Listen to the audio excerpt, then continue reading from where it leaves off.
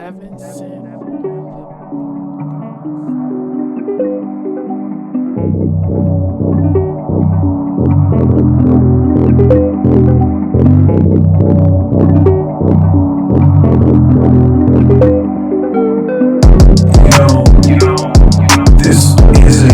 a weird world.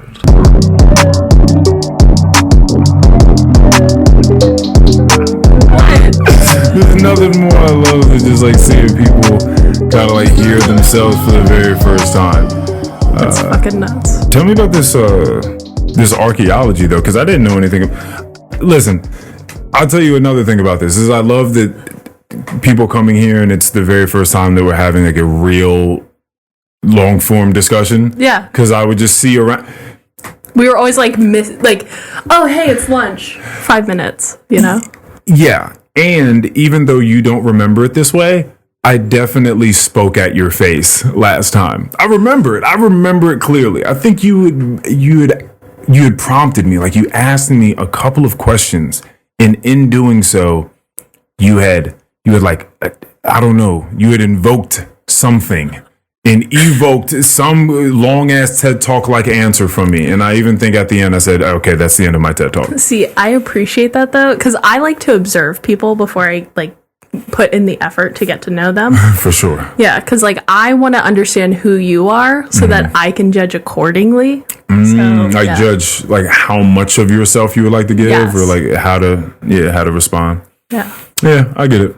So tell me about this archaeology. I don't know anything about this. Like, how do you, when you study archaeology in school, what do you do? How do you just study it in school? Do you ever go out and like excavate? Yeah, I kind of stumbled into it, but I did an archaeological dig in Israel, as a matter of fact. I lived there for like 3 weeks. And we'd get up at 4 a.m. and go out and dig, and I found some really cool stuff, and yeah. I have a friend that went out and did some digging. I don't know for what, because they didn't study archaeology. They did study art conservation. That's what I really want to get into. Okay, so maybe it's like adjacent in some way. So maybe that's why. Conservators, I'm sure they don't like to hear it, but they're kind of like a branch off from archaeology. Okay. Is like, so archaeologists take the stuff out of the ground, right? What do you do with it after? Your job as an archaeologist is to take it out of the ground and research it. A conservator is to make sure that lives on in perpetuity. So they they finish the job. Yeah. Okay. Now, when they went to go do this, they said it was boring as fuck. That's so... I'm sorry.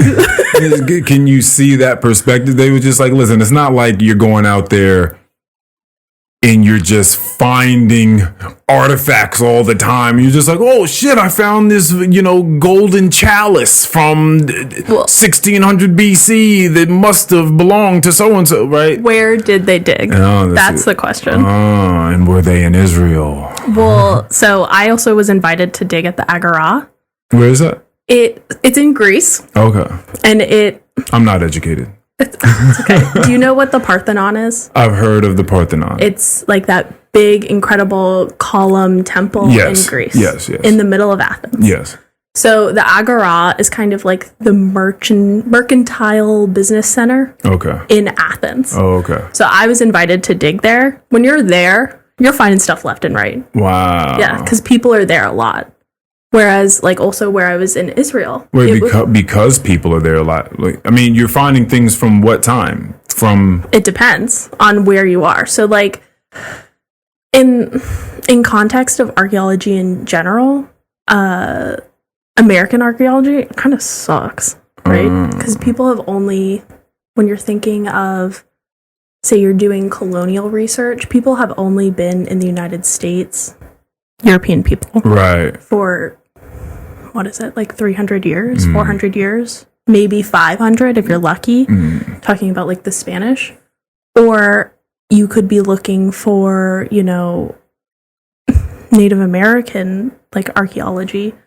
That's still only 12,000 years. Yeah. Whereas if you're looking in Greece, people have been continuously living there for thousands of years. So you're looking at people's trash, what they've dropped, like, that's what you're finding. So there's just more stuff. Oh, okay.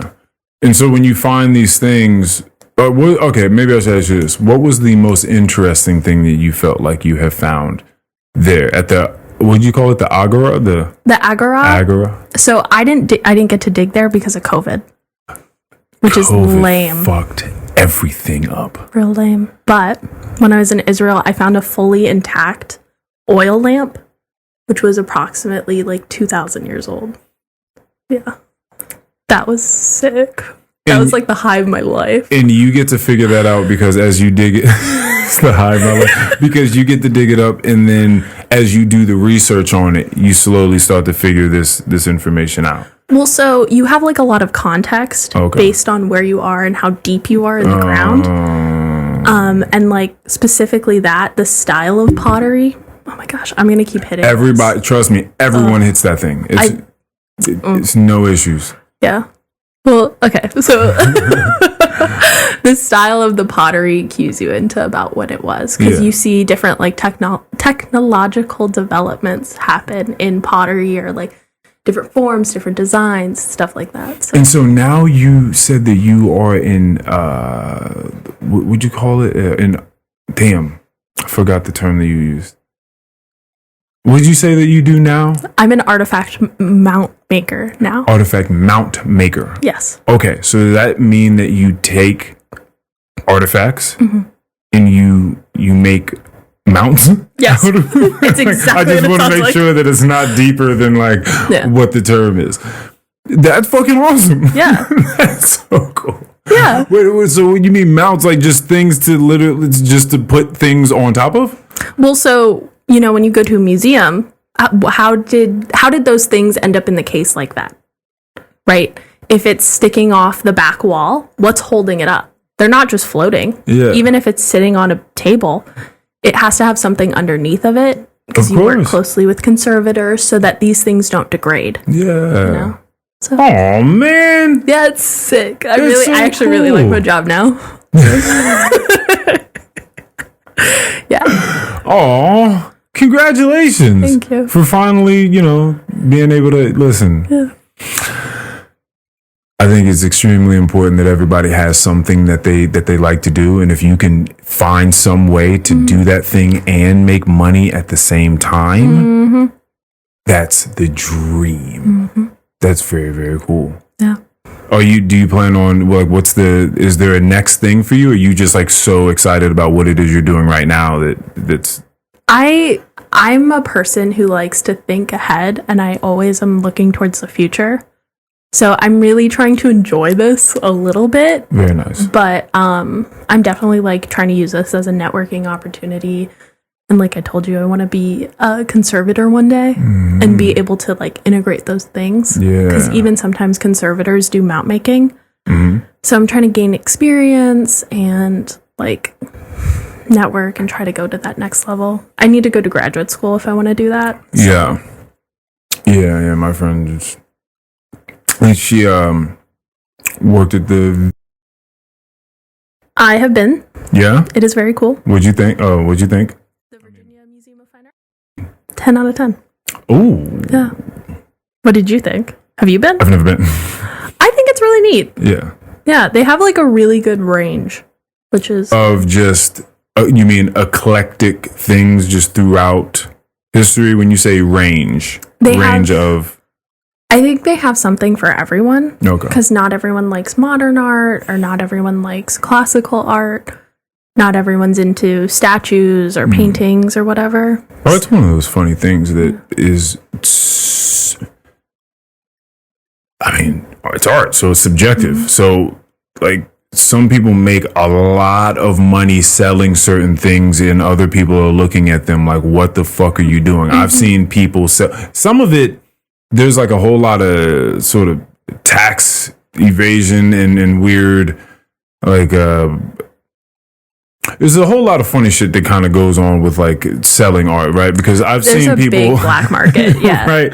Like I've seen people sell duct tape. I think it was duct tape. It doesn't matter, but it was tape that in like a maybe 16 by 16 square on the ground and like on plexiglass. And it's the idea behind it was this is space with which in you can imagine anything inside of it. So whoever purchased that thing for the however many millions of dollars they purchased that, they just brought in like some plexiglass, like, and it's just sitting in their house now with like tape on the ground that forms a square, and they just imagine something inside of space, which you could do without the tape. You could just imagine things all around you in the world. So it's interesting what sort of passes by as beautiful art and what people are willing to purchase. Oh, let me turn this off because this thing humming over here is bugging me. It'll stay full. You're all good. Oh. Yeah. Yeah, like, I mean, that's the thing about art. It's the beautiful thing, and like the thing that's so hard to understand is just everybody's perspective is different. Yeah. Everybody values and sees different things in different ways. Yeah. And like, yeah. I've also, through speaking with that friend, you never really know, sort of like how you and I were talking about a prior job before, and it's like, well, on this side of things, this is how it looks and this is how it comes off. And on this side of things, this is what I was experiencing. And you never really know what the downfalls of someone else's job is like, unless you ask them or you've been inside of it. When you think of like art conservation, like what's the issue? Like I know in food and beverage what the downfalls are. I know what a bad day looks like. I know what can go wrong. I know the bullshit that you have to deal with. You watch The Bear, you have a decent understanding of like shit that can go wrong. That stuff, by the way, because were you ever into food and beverage? I did like more like fast food. Okay. Like I worked at a gas station where I had to do food. My mom, though, and her first husband, they owned a restaurant together. Okay. So I've heard some of her experiences. Dude. He was a chef, she was a server. That show, The Bear, is so accurate. It's so good. It's so good. They do such a good job of bringing so many things to life. The issues, the eclectic personalities that you just have to deal with around each other in the different ways in which you have to. The improvisation is so real. The improvisation is so real. Like, well, listen, we're out of this. We don't have this. This person called out today, and we have 200 covers coming in today, and we're not closing. So let's get to work, and you just have to figure it out. Like, they do such a good job at that. So I was wondering, like, what's going on with art conservation? And like, when I hear, like some of the meetings that, they'll have to go into, or some of the, like for instance, a lot of the young kids in these, I'm certain you've heard of the stories of people coming into museums and throwing paint on shit and, trying to destroy things in some ways that's linked to saving the planet, right? Like it's like a global warming type of... Yeah, they're trying to gain attention to their cause by destroying something. Yeah, right. By saying like, you're so willing to, like, you're upset that I threw paint on this painting, that I destroyed this thing. Well, how about the fact that we are just spilling oil in the ocean, or that there are plastics everywhere, or whatever the case is, right? Like it's drawing attention to in some sort of way. So these are real like meetings you have to go to in the morning. Like, okay, let's have an 8:00 meeting on what to do when these people inevitably run up in here and try to fucking slash this Da Vinci painting up here. Like, what are we going to do? Or things such as, like, what does our director say about so say you dig something up, because I'm so glad that all this is connecting now. So you dig something up, you send it out, or whatever your company is that you work for sends it out to the museum. It's for them to curate or to put up or to not put up, and to maybe give away to another museum somewhere if they don't want to touch it for whatever reason. And then it's for whatever reason, those are interesting meetings to have.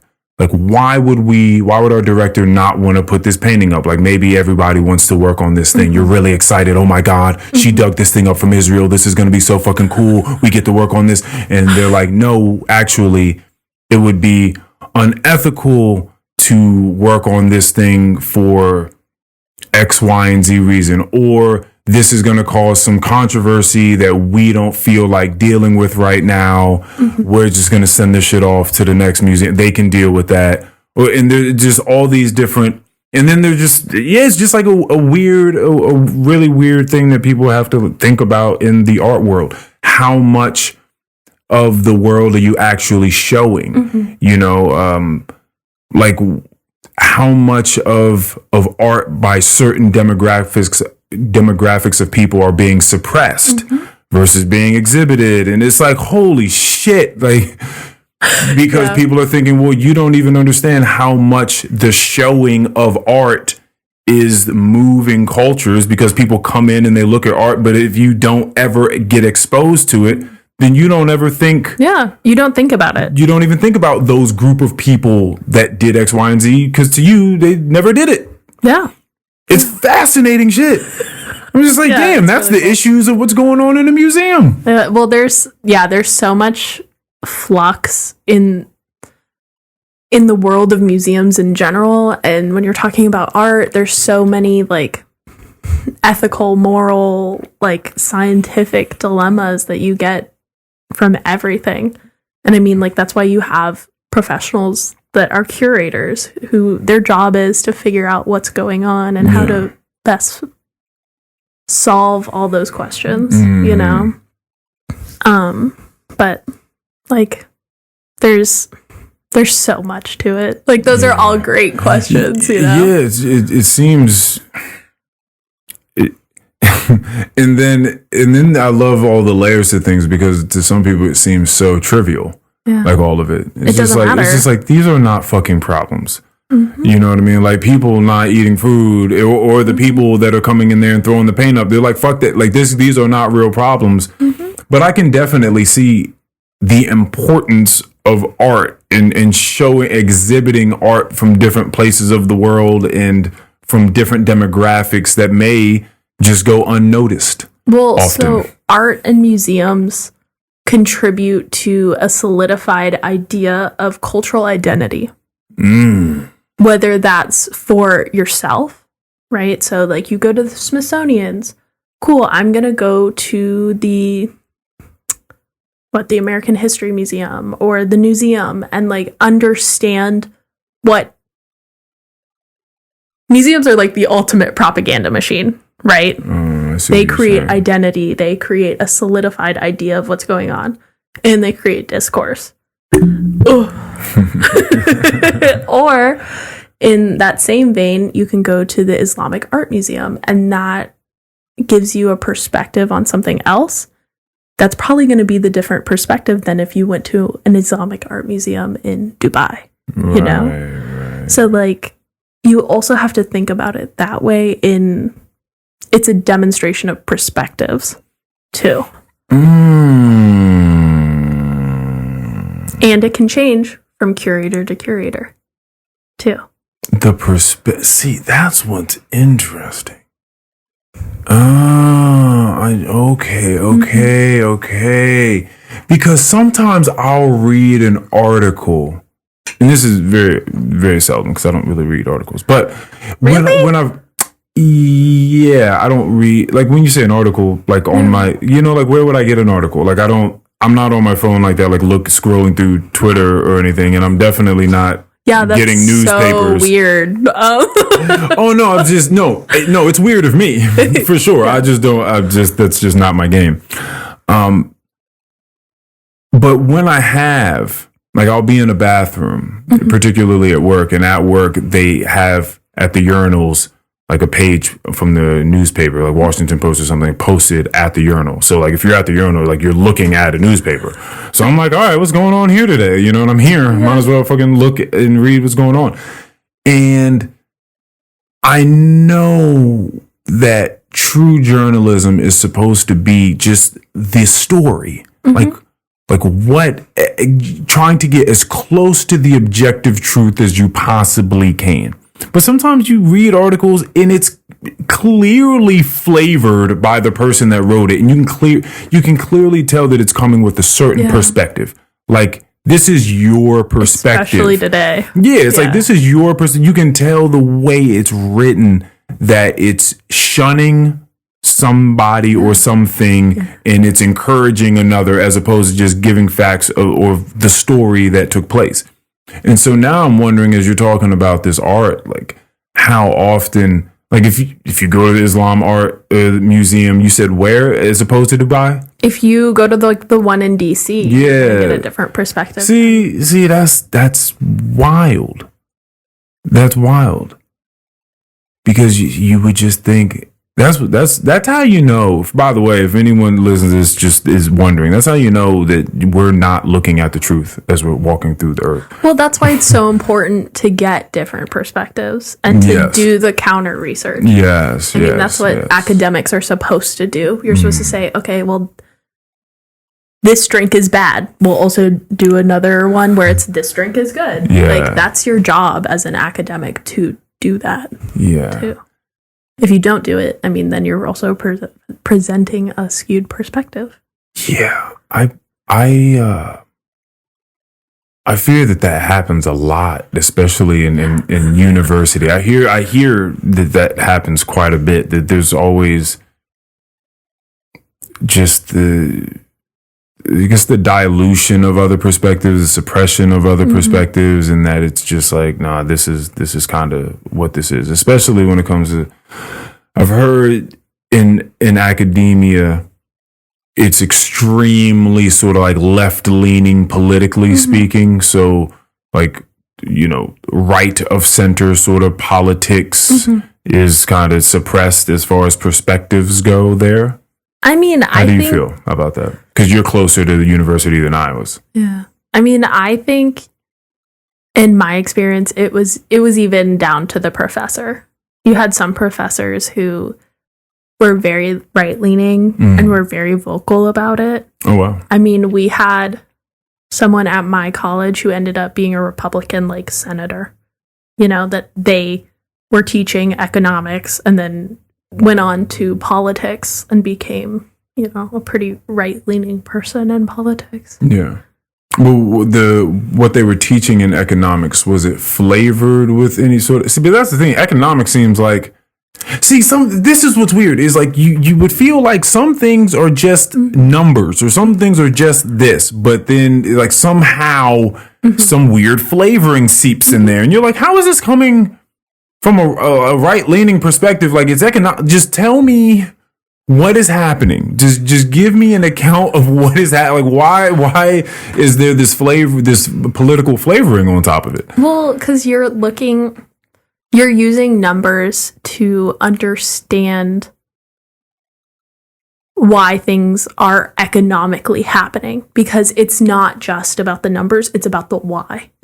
And that's where you're getting interpretation. You know? Yeah, I see what you're saying.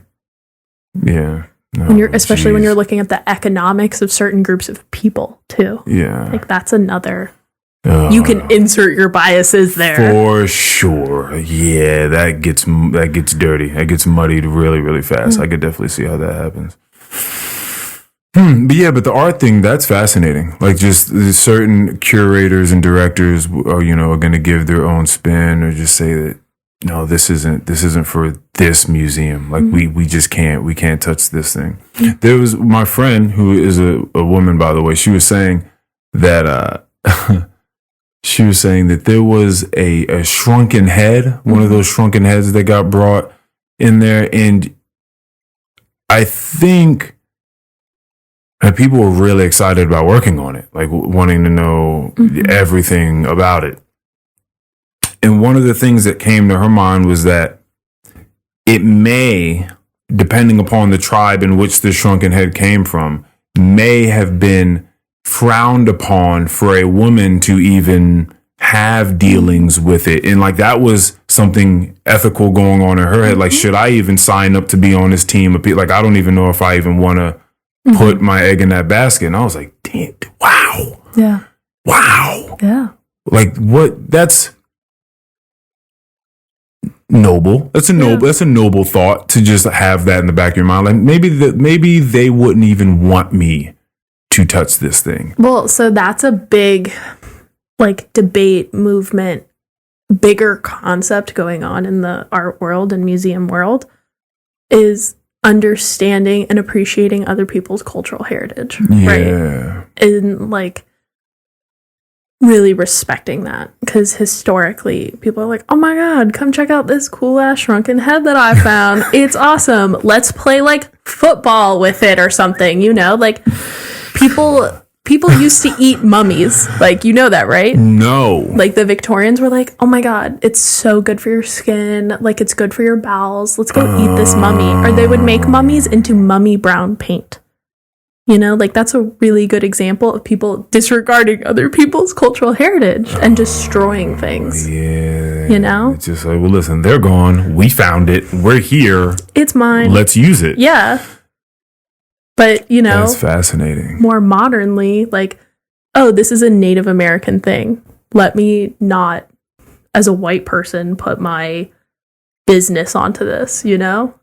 Like, give opportunities or cultural understanding from a different perspective. Or, like, don't touch the shrunken head, maybe if you're a woman. Might be worth considering. Yeah, it might be worth considering at the very least. These things are just so fascinating to me because they're so deep and they're so plentiful. Yeah. Like they're so complex and there's so many fucking layers to them. Sometimes it seems insurmountable the amount of considerations one might need to consider. Yeah. To take one step to do anything, right? Which means you're gonna misstep. Yeah. Which means you just have to naturally. And one of the other meetings I was thinking about that came to mind was a diversity meeting. And you know, I didn't put much thought into this, but as one would expect, the positions, I would have to assume that art conservation, it's not that vast. You're such a lady. I'm like trying not to burp into this. I know that was such. I know, but it was such a lady. The way you just put 4 fingers up to tilt. I try to be polite. But like the art conservation and probably archaeology as well. I don't really know that, but that they're not millions of people doing this like it's the tech industry. You know what I mean? You know, meaning who's doing it? Well, who is even fucking thinking about digging things up out of the ground or conserving art? Like, why would that even be presented to your consciousness, right? Well, chances are, just like if you're listening to a podcast, you're probably in a decent space in life. Like, things aren't so bad that you just got time to listen to a podcast, that you have time to think about digging fun things out of the ground or, you know, conserving art. And then you get into that whole political side of, well, who has the capability, who has the resources, the means to even think about these things. And so they're having these diversity meetings like, how can we get more people involved on a broader scale in art conservation and all that? And it's like, that sounds quite ambitious. That's quite ambitious, because let me tell you something. I didn't know anybody fucking talking about art conservation growing up. Not in like a serious sense of that's what I want to do when I grow up. Same thing with archaeology. Yeah. And so to go to work, I'm assuming it's a lot of white people in both of these mostly regards, white women. Right? Yeah. And white women on top of that. And then that's even funnier that it's women, because I was asking, because she had touched on that too, and I was like, why do you think white women? And before I tell her or I tell you what her answer was, why do you think that it's mostly white women as opposed to white people? I thought it was such a funny answer, but accurate. I feel, I don't really know. I don't feel like I have a good answer to that. Okay, but you have an answer. You have something you want to say. I Say it. I don't know. Probably the little neurotic white woman thing. I don't know. Oh, that's so funny. You think that it's like it's a lot of like strange people work in conservation, and I feel like that really appeals to a certain demographic of white woman. Excuse me. a certain demographic. Yeah. I mean, she is strange. I love her. She's. I think she would say that. Is she white? Yeah. Is she? And she's strange? I would say so. Okay. I wonder if she would say so. I think she would. She would have to say so. Yeah. If she's being real, she would have to say so. Yeah, she's definitely strange, and I love her for her strangeness. Yeah. Her strangeness is probably the biggest reason why her and I are so close. Because I'm strange, she's strange. We bond over strange shit. Yeah. She said very confidently too, and then I kind of like sit back. She said that there's something extremely unglorious about the work. Yeah. It's nothing that you're gonna hold up a huge trophy about. It's nothing you're gonna beat your chest about. You're not standing on the top of a mountain like look what I just conserved today. Like it's not that. And so therefore there's something egoless about it. There's not, you know what I mean? It's not something that's really gonna satiate the male ego. Yeah. And I was like, oh, shit. Okay. I was like, okay, yeah, I get that. I get that in the same vein as like psychology. How many women do you speak to versus men that just like love thinking about like the human mind and like love speaking to people and thinking about them? How many therapists / psychologists do you know, or people going into school for psychology, or women versus men? Well, so counter to that. Do it. I believe it's more women go to college than men, just in general. Oh, just in general. That makes sense. Yeah. So I wonder if that affects it as well. What are the numbers of men versus women in the world? I think there's more women than men. More women. Too. Okay, so then you also have that aspect as well. There's just more women doing shit, just living. I think also with like feminism and like that whole movement of women going into the workforce and really also like emphasizing the traditional idea that women aren't as like physically capable as men, but our minds are, very capable of go to college, get your degree. Don't go do a trade, In my experience speaking with humans, women seem to be much more fascinated with the way people think, with just more fascinated with other humans than, and this could have been something that's, as you're kind of touching on, culturally woven into the tapestry of the way in which we do things, the way in which we think, just the, human psychology. Yeah. But it seems like just as I'm speaking to men and I'm speaking to women, do you find yourself more attracted to men or women in the sense of someone to chat with? Like, does it matter for you? Do you feel like you've had more guy friends, more women friends, like in life? I would say probably more so women. Yeah, okay. I feel like women like understand each other's perspective. I feel like when you're talking to someone of the same gender, you usually have like at least a touchstone of like perspective as well. Like, do you think that you've had more women or male friends, female or male? More male friends traditionally growing up. If you ask me today who I speak to more, especially in long form, it's women. It's much easier for me to speak to women than it is men traditionally.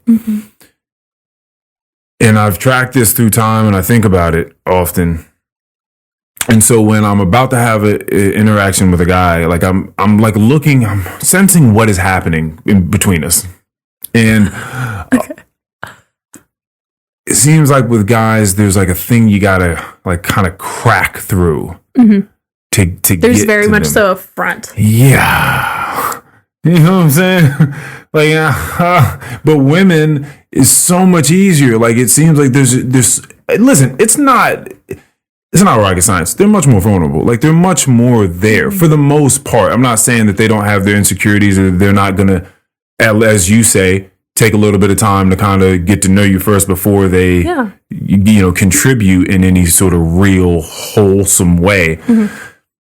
But it just seems so much easier. And it seems like men are a lot more interested, and this could have been culturally interwoven or it could just be a natural thing, could be a bit of both. I'm certain it's nature and nurture.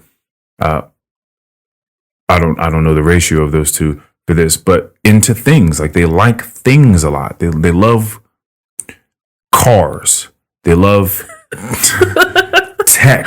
They love tech. They love cars. They love sports. They love things, and they love breaking them down. They love talking about them on those levels. Women are much more easy to speak to about them, about like what's going on with them in their brain and in their body. It seems so for me. But I just think that just comes from years of men not speaking about their feelings. Like, it's not, let me tell you what men don't talk about, because when we get together, okay, like what's not being said is just like, hey, but how do you feel?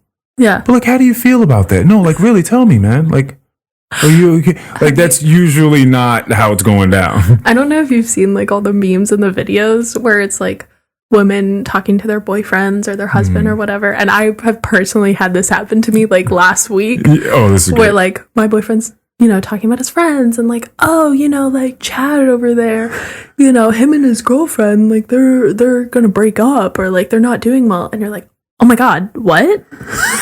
Tell me about it. And he's like, oh, well, I didn't ask. Like, have you seen those memes? I have videos? not seen those memes, but I've lived so that life. funny. I've seen that for sure. Man, I have been around. Let me click this. All right, I'm doing. Let me get a little bit of air circulate. I just need just one more. Okay. You're fine. I love the way this conversation is going. I have absolutely been around guys. They start to date someone, and I'll be generous and say they just started to date this person, but we can even go as far as they've been dating them for months now. And you ask this very simple question: hey, man, you guys been dating for a while, like. What's going on? Like, you guys like a thing? What's going on with that? Is or you ask more specifically, what do you like about her? Oh, she's got breasts. She's like, oh, she's cool, man. She's cool, man. You know what I mean? Like, we chill. We smoke some weed. She'll watch the game with me. Watching the game. Who is she as a person? Tell me about her. You never get around to that. Like, it never comes up. It's just like, I don't dislike her. She's there. Yeah, like the real answer is like, I don't hate her. Like, she doesn't piss me off right now. Yeah. And so therefore, I'm with her. Like, you never get like, man, it's just, she's wildly generous. Like, I never even knew how much I loved generosity until I was with her, and she would just do these small things here and there, and it was nothing to her. Like, she did them very nonchalantly. Like, she would just give things away. Yeah. Not even just to me, but just to other people. She would just give, and it's like, oh fuck, she's very generous. Like, this is really nice. Yeah. She's not stingy with her money or with her time. Like, she values other people's time, and she's very considerate, and I love that. Like, you don't get that answer.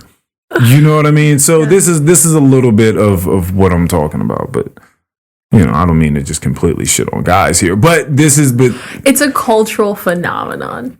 It's interesting. It's very interesting. So it's been much easier, and I'll tell you this: the numbers say that the overwhelming majority of people that listen to this podcast are women. And that also speaks to me in some way as well, because it seems as though the content is what's going on with you? What's going on with me? How do we feel about these things? What do we think about these things, you know? So, I don't know. But yeah, I just, you know, it comes to psychology. And there's also something about that when it comes to true crime. You know, like that's deeply psychological. Yeah. And that is overwhelmingly women watching true crime. Like, who got murdered this week? Who's doing the murders? Who's the new cool serial killer? Like, that's overwhelmingly women. It's just something about wanting to know about the human mind and like why people do. Oh, no, that's okay. I promise I got I'm trying to like match your vibe. Whoops. It's okay. Thank you. Absolutely. Thank you. I appreciate it. Yeah. Greatly. Yeah, it's just, you know, something very, very deep about that. Not to say, again, that you're not going to have the outliers. Like, there are men that are interested in that stuff, but for the most part, just like you're going to have women that want to fucking, you know, get underneath the hood of a car and, you know what I mean, change your oil for you. That's nice too. Yeah. But for the most part, yeah, it's kind of weird, but there is some sort of barrier between them, which is also really, really nice when you find guys that I used to say what I kind of just said, which was that it's very, very difficult for me to just kind of crack that shell with guys. But then you travel, or people travel here. European guys. Different. Super easy to talk to. Super duper easy. They're giving each other kisses. They're holding hands and frolicking in the daisies. They're having a good old time, and they talk about all sorts of different shit, and they're much more in tune with their feelings than American men. So I have kind of like a 2-part question for you. Do it. So one, pedaling back a long time. How do you get your information? Because every time we've spoken, you're a very like learned person though. So you don't read articles, but do you read books? Oh yeah. Okay. Yeah, I love read books. Sometimes I won't read a book for months. And then there'll be some years where I read 60 books. Do you consume any other kind of educational media? Do I consume like videos, documentaries? Or are you just like, I'm going to learn something. I'm going to go get me a book. It's such an old ass thing to do. I need this information. Okay. Let me go get an encyclopedia and figure this out instead of pulling out. You know what's funny is I speak to people often. Okay. I speak to people, so I gain a lot of information and insight that way. Like, sometimes it's stupid though. Like I'll text my friend and be like, "Hey man, I remember you mounted a TV in your house. How'd you do that?" Okay. Like I'm not texting him off of a supercomputer that fits in my hand that I can easily just easy YouTube, Google anything, right? I'm texting a dude. Hey man, what'd you do over there with the thing? He's just like, Earl, stop this. Stop this madness. Look this up, man. You know, so yeah, so I'll listen to a podcast every now and again and to get a whole bunch of interesting information from certain podcasts. But when it comes to podcasts, though, I find myself there's a certain medium of conversation that I really enjoy, and I just find myself participating in that type more so than hearing it. I hear that often in life when it comes to the arts, for any creator, music, fine arts, whatever, the kind of goal is to make what you would like to see out there, right? Because you can't just duplicate what someone else is doing. Like, you don't even want to do that. Like, you want yourself, you want to express. Now that is clearly going to come from inspiration from other things, but you don't want to just try to do the exact same thing that someone else did. That would be ridiculous. So the conversations that I have here and just often in life in general, if you're anyone that talks to me on the regular, are the types of conversations that I would like to see happen more. Yeah. So when I listen to podcasts, it's usually highly informational. Like there's, the Huberman Lab. I don't know if you know about that, but it's just, there are a bunch of scientists, there are a bunch of learned people out there speaking about whatever the fuck it is they went to school to do for however long and whatever their vocation is. But a lot of the times I'll listen to it and I'm like, listen, a lot of this information is fascinating. Like, it's really cool that you guys know, waiting for the butt. That you guys know all this information.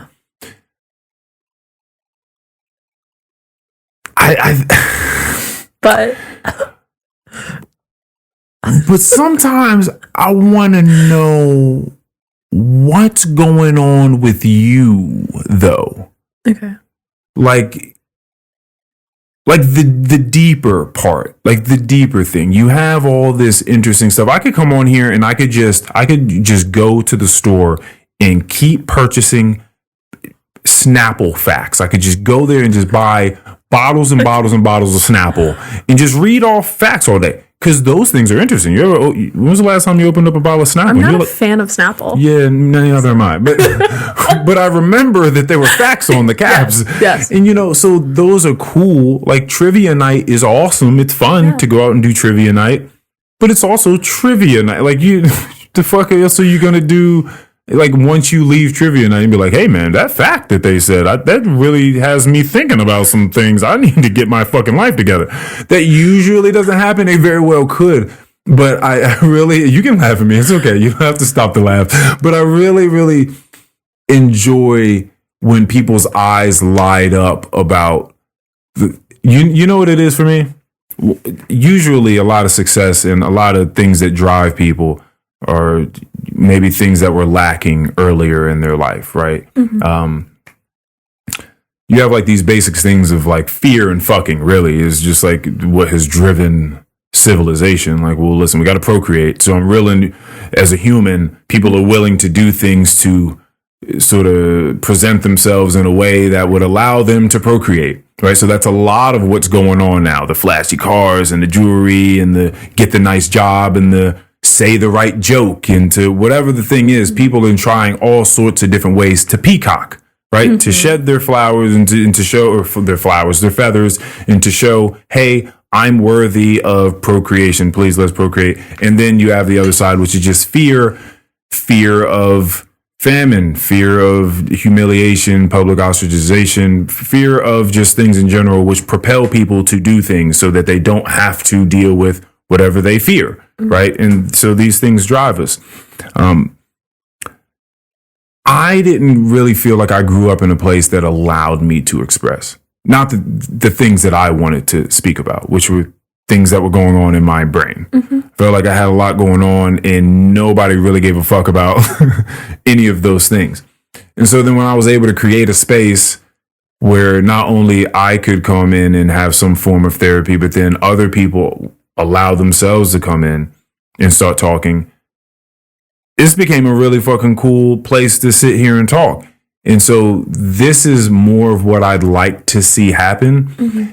And it was once about just me, right? It starts as a very, very selfish endeavor. And then you start to talk to more and more people and you start to realize just how many people feel that same thing. Like, they don't have people to talk to. Like, they don't have people that they really feel like or give a fuck about what's going on inside them. They don't really feel like they have people that give them the time and truly listen to what it is that they're talking about and expressing their ideas and their beliefs and their feelings and their complications and all that sort of stuff, which is why we have therapists, which is great. It's great that, I always say it's great that we have that profession. Yeah. It's also sad that we have to have that profession because we're all here. If we learned the basics, if we learned the fundamentals of therapy, if we learned how to listen to each other, if we learned how to listen and how to give or present pointed questions to our interlocutor and to give small insights and to just be there, right? Then we wouldn't need them as much. Are you a religious person? No. Do you think there is a rise in therapy that coincides with the rise of like secularism? For sure. Because, like, you know, people are missing God a lot. answers those questions. People are missing a lot, for sure. Yeah. People are definitely, it definitely seems as though people are missing a very vital piece of that. So you are a religious person? I'm not at all. I just, Yeah, no, that's definitely seems to be the case.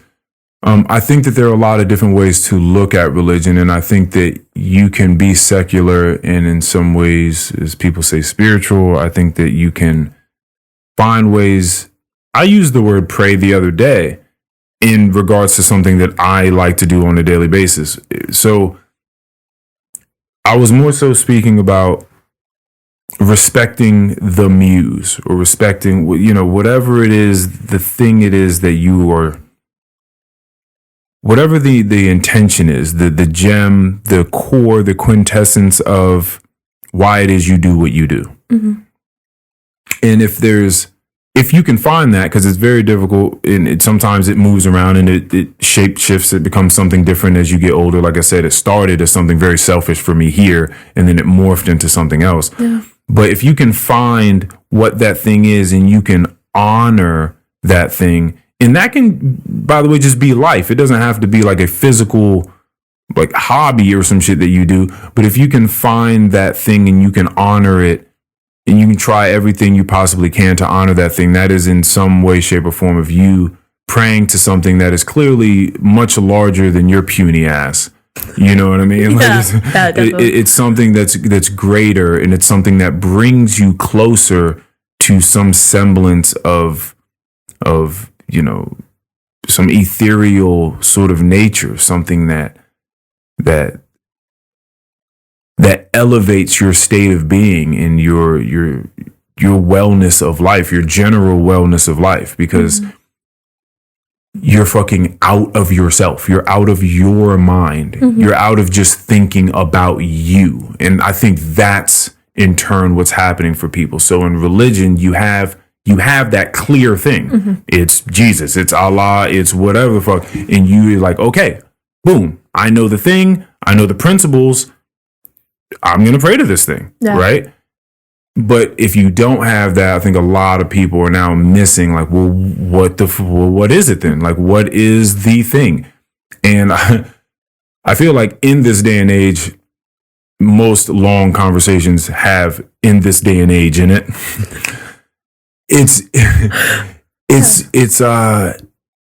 We have an incalculable, exorbitant amount of distractions that has just never existed before. Yeah. So many. So it's so hard to just like to try to sift through all the bullshit to try to get to that thing and try to figure out, well, why do I do this? Like, why am I doing this? I talk to people all the time, man. I'm like, hey, what do you like to do? Like, what's going on? And it's like, it's a difficult question. This like, I don't fucking know. Like, I'm like, no, like, I'm not saying like for work or like what you want to do when you grow up. I'm not asking you that. I'm just like, what do you like? Like, what do you enjoy? What grabs your interest? I don't know how many other ways to ask you this, but you know, it's like, no, really, still, it doesn't matter how many times you ask me in how many different ways. I don't have an answer for this. Like, I'm just kind of lit. I wake up. I go to work. I know I got to go to work. So I get in the car and I do that. And I complain about it most of the time I'm there and when I'm not there. And I wake up again. That's so miserable. You know, and it's like, that's life. I don't really have that thing. I don't really know. Do you see that as like younger people or everybody? I think definitely younger. I mean, younger people. Younger people they're growing up. The ages are are interesting these days, right? Like the different generations, because I'm a part of a generation that you walked up and you knocked on people's doors for the kid to come, hey, can Jason come outside and play? And not only did you ask, but you had to talk to the grandma, you had to talk to the parents, like you had to really speak to people. You had to memorize phone numbers. Ew, you know, that's so fucking gross. Sorry. Little interjection there. I know like 2 phone numbers, 3. Yeah, like you did these things. You fucking threw rocks at each other, and you ran around outside, and you found somebody tied a rope to a tree out in the forest, and you had a rope swing now. And then somebody came out there who was some fucking woodworking person. I don't know who this person ever was because it was never me, but found a way to put a wood plank on that piece of wood, and then now you have a rope swing, like a real rope swing you can sit on, and you'd fly off and you jump into the forest and you'd scrape your ankle and you'd bust your head, and then you'd run in and your grandma would pat you up and send your ass back out there to do it again. And that's the way that I grew up. Now a lot of kids these days are not living that way. They got iPads and shit, they got iPhones, they're in the house, they're chilling, they're playing video games, they're on Twitch, they're watching other people play video games, they're watching porn, they're doing all sorts of sorts of wild shit. So it's definitely different. That's a fact. And they do seem like overall sadder. I don't remember kids just being as sad when I was young. But we didn't have as many things to distract us though. Like we were in each other's faces, like just doing shit, pulling a girl's hair that you liked, and running around and chasing people and playing basketball, but now you just on your phone, just scrolling. There have been a lot of studies. I'll tell you what, a documentary that I did watch was the Social Dilemma. That's deep. I haven't seen it. Oh, I should watch it. I really if you're at all interested in cut my reliance on my phone. I go through these phases. I can tell when I'm not doing as well. Really? Yeah, tell me about it. I'm on my phone a lot more. Yeah. Especially because, I fucking love TikTok. It's so good. I get it. Yeah. What do you watch on there? What's your thing? Oh my God. I have, it's a lot. It's a wide variety, but, I'm a sucker for an animal video. It's so fucking lame. No, they're not. What kind of, what are we talking about? Like cute animal video, or just like animals funny eating animals? I have a cat, so I get a lot of cat videos. Okay. My boyfriend's obsessed. Oh my God. I move my hands too much. Okay. My boyfriend is positively obsessed with cows and ducks and capybaras. So I get a lot. Capybara, what's that? What kind of? They look like a big raccoon, or not raccoon, excuse me, groundhog. Oh, wow. They're a bigger groundhog. Huge. Whoa. And they're really affectionate. Aww. Yeah. Oh, I get it. They like little scratches, but then they're like a big dog. Oh, wow. Yeah. Okay. And they swim. Yeah. They're really fucking cute. I get it. There's certain things. Listen. As I've gotten older, I've definitely softened up. In these past few years, I've just softened up so much. I don't know what's happening. I think she's a big part of it. I think just being in a loving relationship has something to do with it. That is a good thing. A huge part of it. But I'll just get happy. I was walking down the street the other day. I was just walking, just having a good old time, just walking through the autumn weather. And I looked across the street, and there was an elementary school, and I saw some kids coming out for recess. Oh my God. Yeah. I was so happy. I saw those fucking kids come out just going ape shit just to be out. Joy in you? Oh, no, a lot of joy. A lot of joy. And then I saw the little marquee that they have outside, and it was like Monster Mash on October 27th and the book swap and Spirit Week. Spirit Week this week. And then these motherfuckers had off Halloween's Eve. First of all, they had off. We didn't get off Halloween's Eve. Maybe Halloween. I don't even know if we got that day off. Maybe, probably. But they had off Halloween's Eve. It was October 30th. I was like, damn.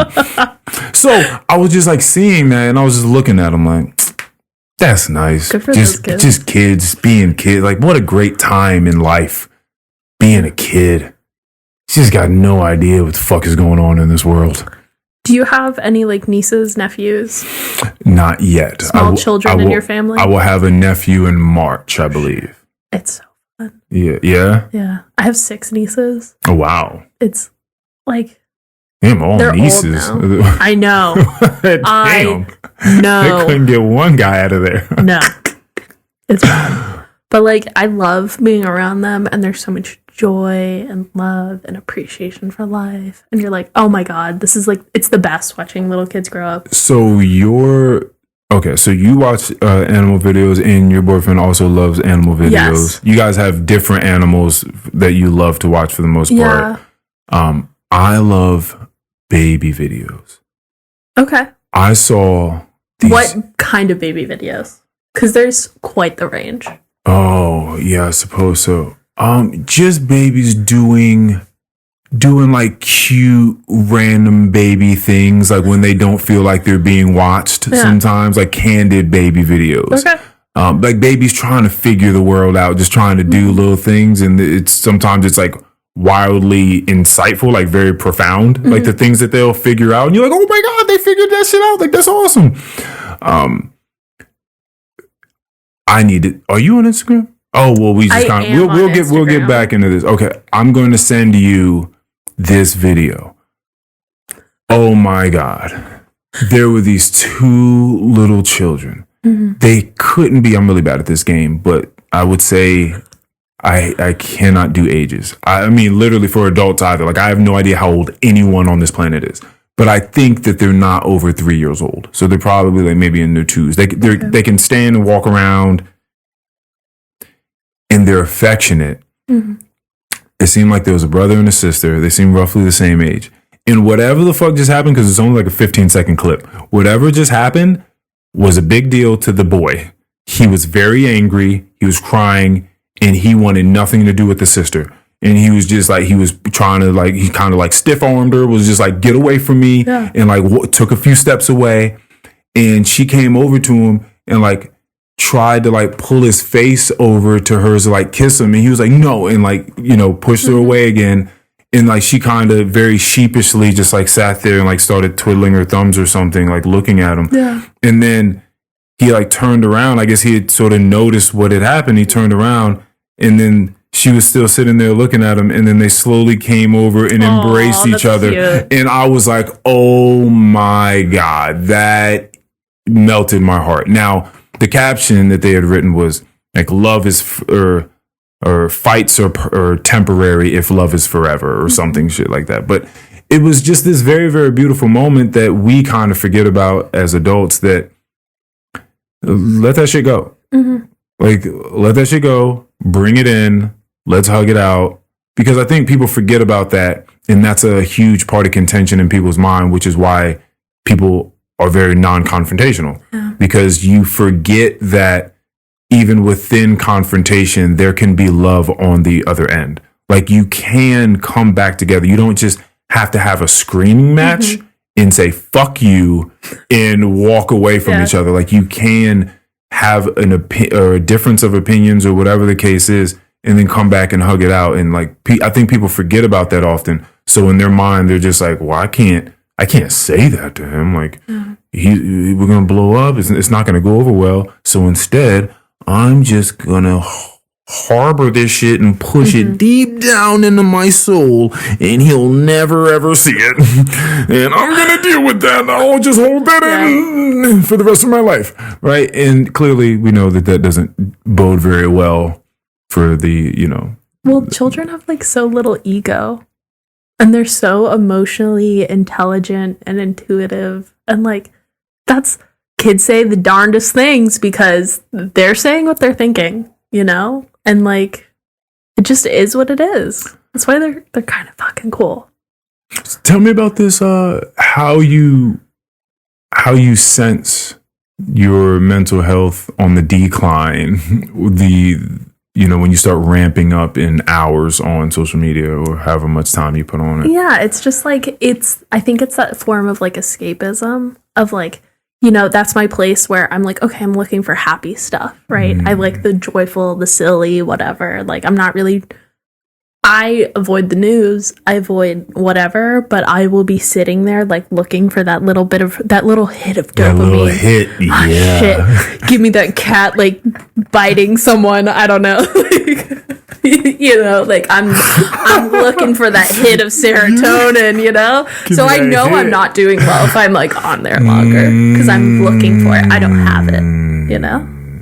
I see. Yeah. I see. But does it manifest in any other way? Like, are you just ever just out and about and just like, is there ever just a general malaise that's just clouding what otherwise would be happiness as you're just walking out throughout your day? Yeah, sometimes. Yeah. But I think usually, like, I have enough people around me who are like, what the fuck's going on? Oh, that's and they nice. can snap me out. Oh, that's nice. Yeah. Oh, see? Pretty good with that. Or, like, I'm very I self-analyze a lot, too. So I can be like, I'm being a dickhead today. I need to calm down. Oh, okay. Oh, that's nice. You can see that. Yeah. What about you? The reflection is nice. Yeah, for sure. I'm very, very interested in attention. Do I give a lot of my attention to augmenting my attention to things that I want, like through meditation and things like that? Like I try really, really hard to focus on focus. And like, for instance, there was a time she has her own skincare business that she does like on the side, which is great. We'll have to get you something when we get out of here. We might have to get you a little whipped butter or something like that, or at least a lip balm. Lip balms are amazing. We have so many lip balms in here. We're gonna get you a lip balm. Okay, cool. Yeah, you're gonna walk out of here with some one of these little seltzers and some lip balm. There was a time where. I'm glad that the conversation naturally got here because we've kind of been talking about this men versus women type of deal this whole time, and this fits in here because this is a trope that we gotta work on. Patriarchy. You're just gonna drop that, that in patriarchy. When it comes to one thing that I feel like men in general could do better with, and this is something that we all kind of intuitively know, is giving women attention, right? Like, how often have you been around a group of girls and they're like, oh my God, like your nails are so nice. Where'd you get them done? Or like your hair, and it's just like, yeah, he never notices. Like that's a fucking meme for you. He never notices, right? She stopped doing the business. She went on a hiatus for quite some time. And in my mind, at that time, she had stopped because it wasn't going as well as she would have liked it to go, right? Which is why people kind of stop doing stuff, because it's not going very well. They're just like, man, fuck it. Like, I thought that this would have done better at this point in time, or whatever the case is. Yeah. Stefania, it wasn't until, I will have to ask him when we get out of here, months and months, maybe a year after, it was so long after that happened that I found out, because my attention started to become acute and I started asking her more questions about herself and like what was going on. It wasn't until so much long after that I figured out that the reason that she went on this hiatus was because the business was doing too well. Shit. It was doing so well. Oh my God, I'm so glad you're here right now. The bear. I forget her name. The little black chick that was the sous chef. Yeah, I love her. She stopped her business in the garage that she had. Yeah. The reason she stopped is because she could not do the business. She got way too ahead of herself because, she works so fast. She wants to do the next thing and the next thing and the next thing. So she started getting business out the ass and she couldn't sustain it. She was like, whoa, this is too much. This is too much business for me, for this one human right now. Same thing happened to her. She was getting wild orders. And not only was she getting wild orders, but the way in which she was allowing people to customize. Ooh, yeah. Yeah, it got wild. So people were putting in, it wasn't just like set things that you could purchase. It was like, you can have a body butter and you can have these 5 different scents. You can have, jojoba and lavender and eucalyptus and this and that, or you can put in mint and this. And I was like, oh, you doing a whole lot. She didn't realize she was doing a whole lot until a whole lot of business started coming in, right? I didn't know that was the case. My mind was blown when I figured that. I was like, wait a second. Wait. You stopped the business because you were doing too well? Fuck. I wish I had known. I wish I was paying more attention to you so I could have helped you. Yeah. I could have been there. We could have figured this out. Yeah. We could have, I could have been there. We could have talked about it. We could have scaled back. You could have changed the website. We could have did whatever needed to be done. Yeah. I would have talked you into continuing to do it, and we would have just figured it out together. But I wasn't there. I wasn't there. And so you stopped. And, this whole thing with attention is just like extremely, extremely interesting because it seems to be like the most valuable thing. Like where the fuck are you? Now, the whole social media thing, I don't do too much. I do what they call as posting ghosts, and it's just like podcast stuff. Like I'll make little clips, I'll go up there, post it on all these different things, and then I get right the fuck out. Yeah, and I just continue on with the day. The amount of gratitude for simple life, this idea that less is more often more, is such a beautiful idea. And it's definitely, I feel it resonates with me. My days are very, very simple, very minimalistic. I'm going out and getting wood for the fire over there. And, I go to work, but I work very little these days, 4 days a week now. That's nice. And I stretch. Like today I woke up, I had a little breakfast. I had some pomegranate seeds and some little egg bites with salmon. And I chilled out for a little bit. And then I stretched for like an hour, took a little 45-minute nap. I got up, went hit the gym, hit the sauna, got out. But it's not like too much craziness going on. But sometimes we're just overstimulated because there's always something. Like you can always pull up a video or a social media app or music or something. You can always have something next to you. But the idea of just like putting that away and just being with your thoughts, just washing dishes and just hearing the washing of the dishes, like just taking a walk and not bringing headphones, just walking, just listening to the sounds of the earth, and just doing those things more. I mean, I don't mean to be that old person wagging their finger like, put that phone away. But I'll tell you, for myself, it has brought a world of difference. Yeah. A world of difference. I feel like for me, it's very environmental. Like when I go visit my parents, like they live out in the country, I'm able to, my phone never comes out. It's never even a question, If anything, it's okay, it's getting late, it's dark, let me check the time. I'm going to hit a deer, I got to go, like that's it. Or if we go on a hike, it's never coming out. But if I'm at home, I just finished dinner, I'm going to go lay on the couch. Ugh, okay, it's bedtime. Yeah. Time to go. Yeah, I get it. I get it. During quarantine, she started clocking her hours on quarantine got rough for people. She was scrolling for, this is not an exaggeration, 8 hours a day. I believe it. 8 hours. Yeah. That's great. That's a full-time job. Yeah.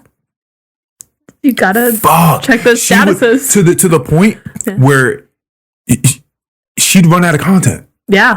It'd be like you been there, done that.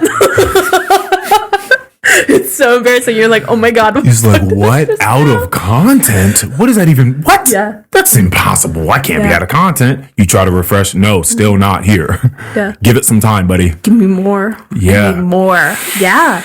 It's terrifying. Yeah. Yeah, but I understand. I don't think that it's easy for people to stop at all. At all. Because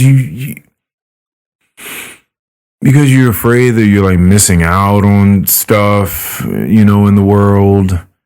Because everybody's always tapped into like all these things going on politically, or just fun little cute things that you're talking about, or it's sports, or it's fashion, or it's celebrity gossip, or whatever the case is. Like, you just want to be tapped in. You want to know what's going on. Yeah. So I completely get it.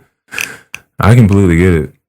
It's tough to put that shit down. It has such a hold on people. Such a hold on them. And then, you know, I was having a conversation on the last episode with my friend Mikey about dating, because I speak to people often about dating. In this conversation on the pod, it took form again the next day between Von Marie and I.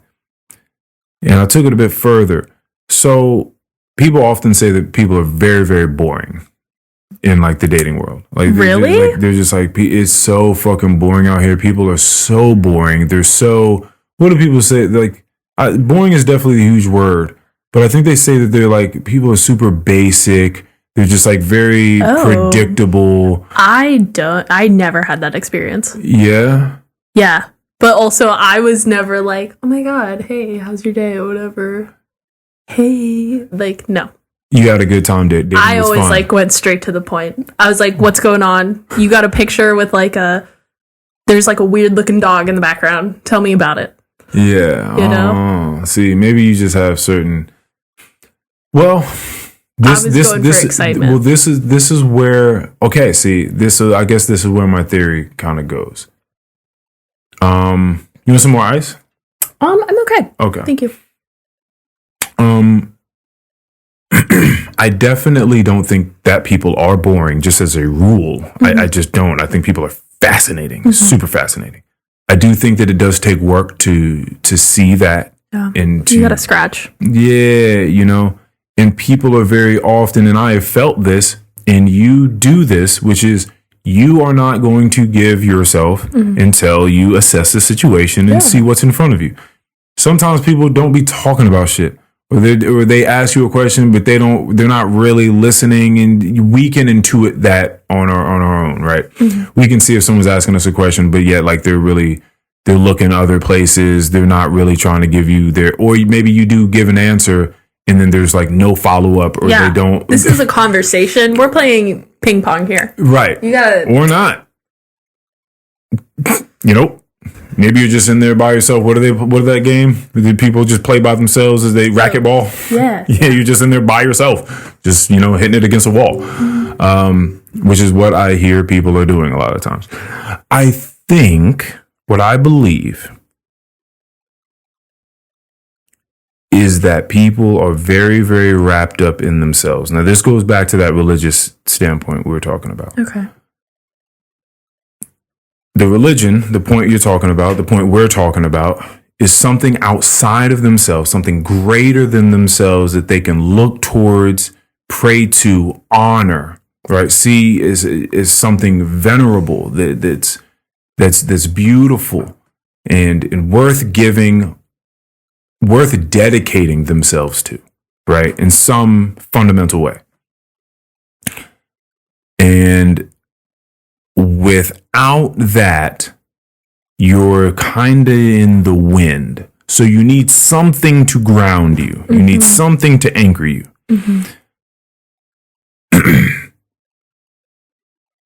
Often with these people, they tell me, "Oh, I don't have anything. I don't like anything. I don't care about anything. I don't know why I do this. I'm just still breathing. I'm just still breathing. It's just another day."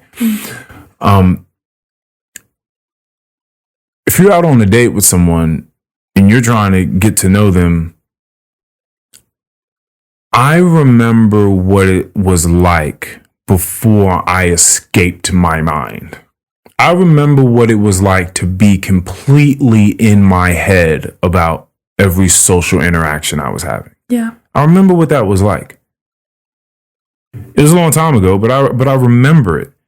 And often, you think that because someone's walking around with their shoulders back and their head up, and you think that they're a beautiful person or they're attractive, that's what's going on inside of them.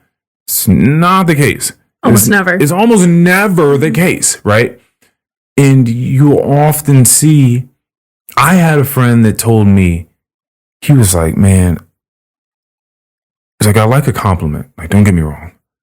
But when women tell me repeatedly that they think that I'm attractive, it's like, you know what happens in my mind? I get in my head and I start to take on that identity. Right. So people take on identities. They're looking for identities, whether it be through art, whatever the case is. We're looking to feel some sort of home in us. And so sometimes people are told, oh, you're so gorgeous. You're so gorgeous. You're so gorgeous. So then they take that on. Like, okay, I'm the gorgeous person. Like, what does a gorgeous person do? How does a gorgeous person look? How do they act? So then you're constantly in your mind thinking like, well, I got to be gorgeous. Like, I got to look. I got to play into the role that they have given me. Which means that you don't make goofy faces. You don't make fun of yourself the way that you would like to. You're not as lax. You're not as loose as you would like to be. Because to you, that's not what a gorgeous figure looks like or does, right? You get in your head about it. And I think a lot of people are just generally in their head about them. I think a lot of people are thinking about them a lot. And so because they're not focused on external things, they're not focused on doing things as best as they possibly can in any given moment of time, or just giving their attention to the world around them at any point in time. They're thinking about them. What does this person think about me? What do they think about what I just said? What do they think about the way that I look? What do they think about? What do they think about? What do they think about? Yeah. And so because you're in that programming, you don't talk about other things with a burning passion. You don't. So when other people ask you, hey, what's going on? What do you like? What are you interested in? What do you enjoy? Those answers aren't there. Because you haven't given the time to things outside of yourself because you've just been trapped inside of your mind. That's one thing. That's one out of the many things that I feel like is stifling the dating and just overall, just communal aspect of human beings. That's a really interesting perspective. Yeah, I think people are often it's very, very difficult to do these two things simultaneously, right? Because I have conversation with people often. And in order for me to do very well at conversation, I have to be like, I have to care about what it is you're talking about. Yeah. Like I have to listen to what it is you're saying and like intuit like how it feels to you and like what your facial expressions are saying to me. Like I have to, in other words, pay attention to you and dedicate myself to this time that we're spending together because I honor your time here that you took to drive out to be here with me and to sit here because you don't have to fucking do this. This is crazy. What are you doing out here, Stefania? This is wild. You know what I mean? And I love that. I love that. And I do not take it for granted as much as I can because you do to some degree, If I didn't take things for granted, I would just be in a ball crying all day long for like how beautiful my life is. But like, I try not to take for granted other people's time and just the generosity of you being here and speaking to me right now. Right. So I honor that. That is my God in the moment. Like, this is what I honor. This is what I give my attention to right now. And so I'm here and I'm listening to you and I'm highly engaged in what is happening between you and I right now, right? Yeah. So you and I can get into this in the way that we are. But if I was using a lot of my brain power to think about what it is you're thinking about me and how it is I'm looking, and I hope that I look okay, and I hope that I sound okay, and I hope that the other people that are going to be listening to this also think that I sound okay, and I'm not saying anything stupid, or I'm not doing this, or I'm not doing...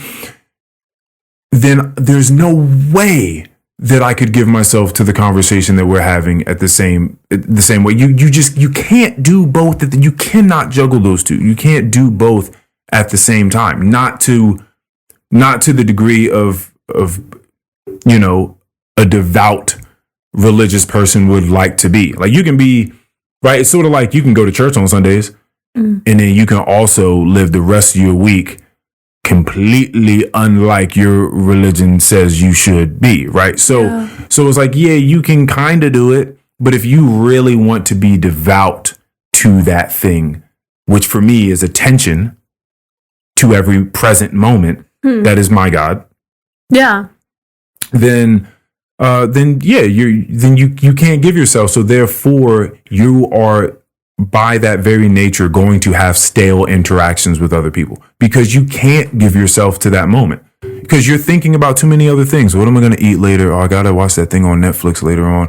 Why did I say that thing to that guy last week? That was stupid. I shouldn't have said that. I wonder what they're thinking about me right now. Do they see that I'm thinking about other things right now? Like, there is a litany of things going on in people's mind. I wonder how the war in Israel and Palestine is going. I wonder if it's going to come over here. Are we going to be in war? I wonder did I do a good job having a child? What if we go to war and I have a child while there's a war going on? Like, your brain can just bounce off of a million different things. Damn, I saw this thing on Instagram the other day. Why don't I look sexy and happy like that? Like you can, your brain can just go to a million different places. So if you don't hone that focus to like the present moment, then of course you're going to have stale moments and you're not going to connect with the person sitting across from you over calamari and wine. Yes, you do. Of course. Yeah. Of course your dates are going to suck and you're going to think other people are boring because they're not there. Because they're not even fucking there. Like, I wasn't there for her. Like, many people are not there. People don't be there. They don't even be there. You don't even be talking to them. You're talking to like their surrogate. It's like it's a shadowy version of them. It's like just enough of them that you think a human's in front of you.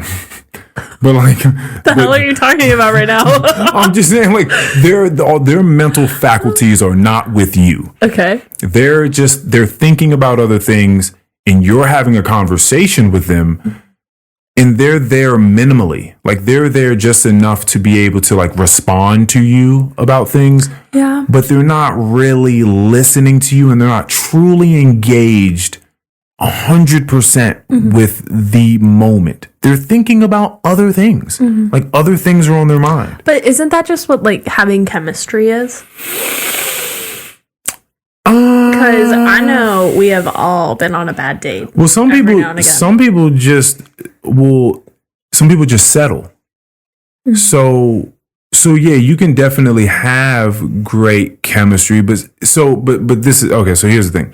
You didn't have great chemistry with every single date you've ever had. No. But you also didn't feel like you were just running into boring ass people all the time. But it may possibly, by my theory, have been because you were trying to engage, which is what you said. Like, you're trying to get into things that you're interested in with them, about them. Yeah. So you're trying to engage. So you're interested in the idea of having this conversation, this exchange right now. Okay. But if you're not at all interested and you're thinking about other things, sort of like, have you ever heard about people like having sex with someone off of one of the social apps that they've met the person on, like a Tinder or a Hinge or something like that? Like sexting or something? And then after having sex with that person, literally you're in the bed with that person, and then they roll over and they start scrolling, trying to find another, like swiping right side. You've heard of this phenomenon, right? Yes. In the dating world. That person they're constantly looking for the next moment to make them happy. Like, okay, I literally just had sex with this person. They're still in the bed. Matter of fact, they're awake. Like, they're here. I could look at them and cuddle with them. I could talk to them.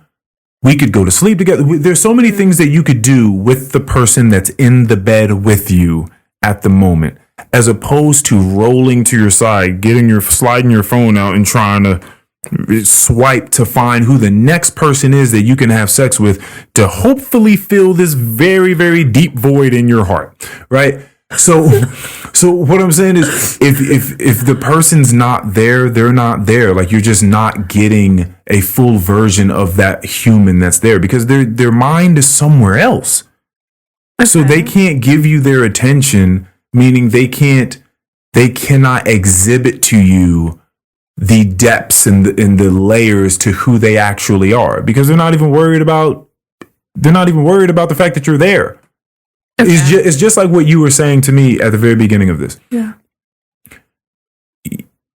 You are not going to give your time to someone unless you hear them first and you assess the level at which you would like to communicate with them. Right? So no one's going to know Stefania unless Stefania wants them to know her. Yes. Right? This is true. That's what I'm saying. So, yeah. But for a lot of people, that is an unconscious thing that's happening. Yours is a conscious effort to not show someone who you are until you deem them worthy. Some people, it's an unconscious decision that's happening. They don't even know that they're doing it. They're just worried. They're just thinking about something else. And then therefore, you are not getting to know that person. Yours is a conscious decision. Theirs is an unconscious decision. That's the only difference here that I'm kind of delineating between. Okay. That's all I'm saying. So it's a very interesting thing. I think that the social media age it's an interesting. Is that all that gone? You want another? I think I have more. Okay. Yeah. So that's that. But I think that attention is kind of like the issue. You don't seem like a very anxious person. Is that an accurate assessment? Absolutely. You are not, or you are? I'm absolutely not. Okay. Yeah. No. I am a high anxiety kind of person. Yeah. A lot of people are, though. Yeah. A lot of people are, though. Where have you tracked where you feel like that may come from? Like, are there more higher anxiety days, and are you tracking like what happened that day that maybe ramped it up?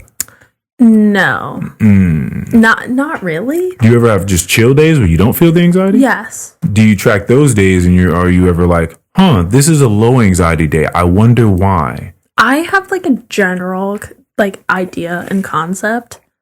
Like, I don't really feel like I necessarily get ramped up over nothing. But like, you're talking about like people being in their head and blah, blah, blah. Like, I feel like I'm pretty capable of chemistry and talking and, receiving and balancing those conversations and stuff. But also in my head, I'm like, oh my God, what's going on? Like, what the hell is happening? Oh my gosh, we're all gonna die. Like, like that's very much so in my head. But at the same time, like, we're here in this moment. We're having a conversation. Like, that's not. So it's interesting to hear your perspective on that. But then also, like, I've lived a different perspective. Oh, yeah, for sure. Yeah, we definitely got different experiences happening here. You're so zen. Very jealous of that. That's a huge reason why I love this platform and this space, because I get to see people in a space that they're not normally in, where the headphones help. Because you're just hearing me and you, and there's not a bunch of distractions and stuff like that. There's no TV screens. We're not on our phones, which is often a lot of times the way that people spend time around each other these days is just you just like, I used to really dislike that when my friends would be like, yo, let's go hit the bar.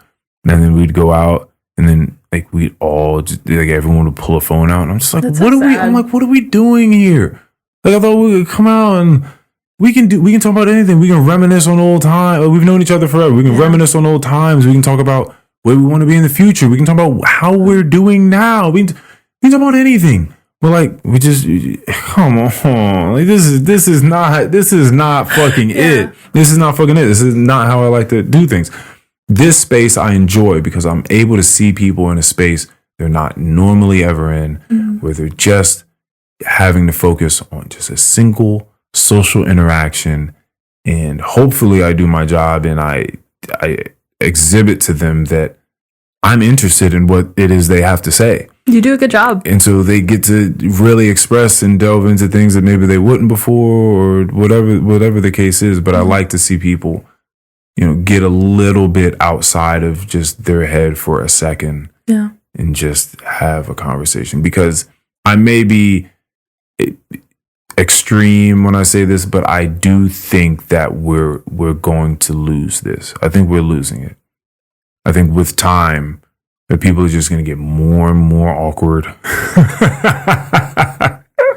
think people are just going to get more and more awkward. Back just a long time ago, all you had was whoever the fuck was around you. Mm-hmm. Like people just spoke to each other because that's all you had. Like you didn't have anything else. You sat down at the bus stop to wait on the bus. Whoever was sitting next to you, you talked to that person. Mm-hmm. Like that was life. You just, you hung out. So people were a whole lot less awkward and a lot less socially awkward. Maybe I should put that part in there. A lot less socially awkward. Mm-hmm. Well, the people these days are just, it's hard. It's hard. Just trying to a lot of strike people, up a conversation. A lot of people say that's because of like COVID. That didn't help. Yeah. COVID did not help. Did you think that was like a big trend before it? Yeah. I think that it's just happening with the evolution of technology. Okay. Yeah, in particular. But then what do you think about at the same time people are more connected than ever? You can talk to anyone you want to at any time. Oh, okay. I'm sorry. I need to say something specific here. Okay. I'm talking about a very certain type of conversation. Like physical, in-person conversation? Yes. And also, how do I put this? This conversation about certain things in long form. Mm-hmm. People are connected. The question is how? And like to what degree? Like what are they sharing through that connection? So I've talked about this before. My love for conversation was deeply augmented when I thought about these root words, to conversation. So in Spanish, and these all come from Old Latin. So I studied Latin for like 8 years. Okay. Hey, yeah. Okay. Yeah. So let's have this conversation. So let's go. So we have con, right? Together with. Okay. We have ver, which is to see. Okay. So, and then tion or cion in Spanish, but conversación. So we have the act, should be the shin part, of seeing together. Okay. Conversation used to mean long ago, the way in which one would behave in the world is much more like your behavior. Okay. And my love for conversation comes from the type of interaction in which we participate in the act of seeing together in such a way that changes our behavior in the world. Say that again, if you can. Yeah, for sure. My love for conversation is an exchange in which we participate in the act of seeing things together in a way in which changes our behavior in the world. That's a wonderful way of putting it. Yeah. So people can talk to each other. People can like speak at each other's faces, right? And like I say words to you, and then you say words back to me, and I say words back to you. And like people would say, well, Earl, that's a conversation. I think that there are levels to everything. Mm-hmm. It's like I used to play basketball. I wasn't fucking good. like there's levels to things. So like you can have what I feel like is a pretty base conversation. Like you can just say words at each other. And then there are higher levels of conversation in which both people are deciding that they are going to come together for some sort of understanding. Like I want to not only just say words at you because I have something to get off, but I also want to see and hear how you interpret what I have to say. See what you say back, play around with those ideas, say something back to you. And then so for me, conversation's like a fun game. It's like a fun game. Like we get to play. Like for me, it's not about winning or losing. It's about just playing together, like just cooperating in a way where we're just going to throw ideas around and have fun and see what happens. Maybe we come out of this where you feel like you learned something and I feel like I learned something, and you know, in a way that enriches like our state, right? So you even just saying, oh, it's interesting to hear your perspective on this because we're clearly coming from two different realities, and this is and I'm, you know, listening to you speak about your reality and the fact that you can have this sort of conversation, but you're still in your mind like we're all gonna die, right? And, you know, and I'm learning things about archaeology, but all these things, I'll tell you what, doing these types of conversations certainly enrich me because it's a very, very peculiar type of education that you get from just speaking to humans often in long form. You learn so much, you gain so much perspective. Yeah. Right. And I think it's very important to intake other perspectives and not just have your own little echo chamber in your mind where you just think like one thing a million times and like that is fact to you. Right. Just like you were saying, well, you have to do the counter research, like do this and then do that and come up with something. It doesn't mean you necessarily have to agree on any one of those perspectives, but at least now you have both to play around with in your mind and you can consider things, right? So that's what these conversations do for me. And I think that having these conversations, unbeknownst to others or not, also does that for them. Yeah. Like, because you may not know it tonight, or it could be a week from now or a month from now, but these ideas and these conversations, they have a way of working on you, you know, and we grow from the conversations that we have with people. So, people are connected, and, you know, you send a TikTok to someone or you send a tweet and, you know, they send you a video of something they saw the other day and, you know, you say, oh, that's fucking awesome. And then they send you a goat emoji. You know, and it's like, oh, we're more connected than ever. And it's like, but also, sure, yeah, sure. It's a different, it's a different level. It's a different level. So yeah, that's my idea about that. Because I hear people talk all the time. I work in a restaurant. I hear people talk all the time. A lot of times I'm like, they're not talking about shit. There's a lot of talking though. There are tons of words being said. They're always like talking about anything. Well, yeah, that whole thing of like there's talking and having a conversation, but then there's also like listening and like hearing are different. Yeah, listening is that's learned. Yeah. You have to learn that. You have to think about the things that are being said in order to like listen to someone. Yeah, you would have to at least start with the very base claim of, let me just believe for a second that there's possibly an ounce of value in something that someone else has to say. I think that's where the real problem lies. You see what I'm saying? Like, you have to come from that understanding, because if you don't even think that there's something truly valuable in what other people have to say, then your attention's not there. You don't care. I know people that are legitimately will tell you, people are not interesting. I don't find people interesting. People are stupid. I hate them. Get away from me. Okay. And so do you think your friend, is it Mikey? I do have a friend, Mikey. Yeah. The guy that you were having the conversation with, or the person that you were having a conversation with, I'm assuming. About dating and how boring people are. Yeah, that was Mikey. He wasn't saying that though. He was against it.